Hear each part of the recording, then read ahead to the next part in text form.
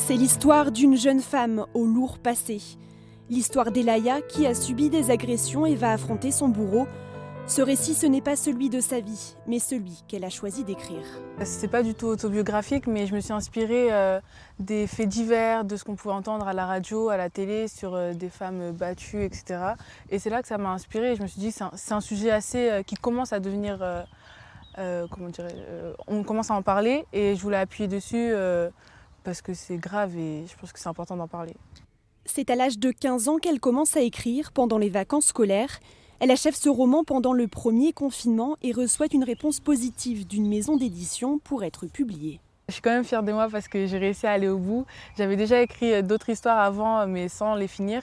Et là, je suis allée au bout, j'ai assumé l'histoire parce que j'avais vraiment peur de le publier. Donc non, ça, je suis vraiment fière de moi. Tout dans la tête, mais aussi dans les jambes. Emmanuelle s'entraîne environ 15 heures par semaine au centre de formation du Bourges Basket. Elle vient de passer les tests pour rejoindre la sélection française de basket 3-3. Ça s'est très bien passé, j'ai pu jouer et faire ce que je voulais, et montrer ce que je voulais montrer. Pensionnaire du Creps depuis 4 ans, Emmanuelle est restée discrète sur l'écriture de son roman sans en parler à ses coéquipières ou son entraîneur. La publication a surpris tout le monde.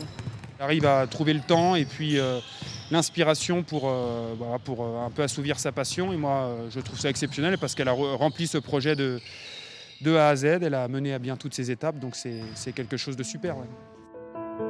Son deuxième roman est déjà en cours d'écriture, une autre histoire de femme.